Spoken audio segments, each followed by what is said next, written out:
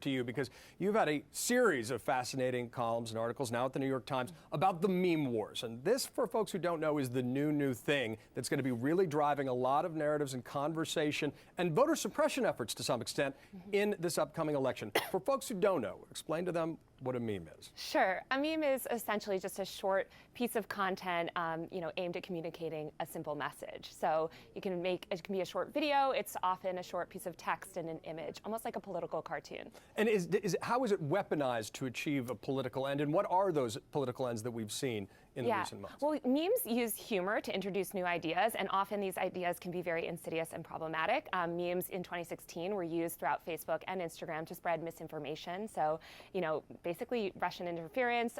Memes are also usually hyper-partisan. So what gets shared the most on Facebook and Instagram are these, very, very far left, very far right memes promoting misinformation. And David, one of the things that's so interesting and I think sinister about this stuff is that it really does have the impact of trying to increase cynicism and apathy. That's part of its goal, to sort of muddy the waters. Tell us a little bit about your insights into that. Well, it has an effect also on people's affirmative ideas. One of the things that Donald Trump tried to spread in 2016 was the idea that Hillary Clinton was somehow physically incapable of managing the presidency. I mean, it's audacious. Donald Trump was the oldest president ever, one of the fattest presidents ever, the least physically capable president since Franklin Delano Roosevelt was in a wheelchair. I mean, he can't pick up a ball, never mind throw it. But he was able to put into the minds of tens of millions of people the idea that Hillary Clinton, who's a very vigorous woman in good health, was somehow too sick to be president. Right. One of many examples, and we've certainly seen a lot around impeachment as well, and this, folks, is just the beginning. Now, in other news, I want to get to this. The Washington Post is revealing the partisan power struggles at play inside Facebook's attempt to monitor disinformation. Quote, a company led mainly by Democrats and the liberal bastion in Northern California repeatedly has tilted rightward to deliver policies, hiring decisions and public gestures sought by Republicans.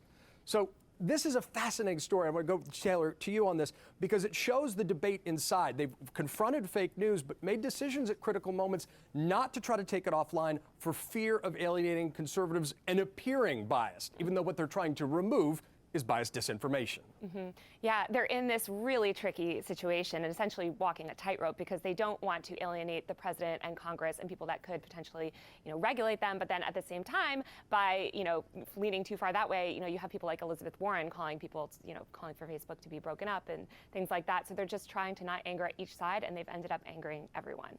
Errol, final word? This is what happens when you don't have some basic journalistic values about truth, about willingness to tell people, even though it's not going to be to our financial advantage, even though you're going to yell and scream and accuse us of bias, we're going to do the right thing. They could really learn a lesson from a lot of newspapers, some of them very small, not nearly as powerful in their day as Facebook is now, who stood up to the local county courthouse or stood up to the folks in the state house and said, we're going to say what's true, because that's how we find out that there's poisoned water in Flint, Michigan, or important issues that really have to be surfaced.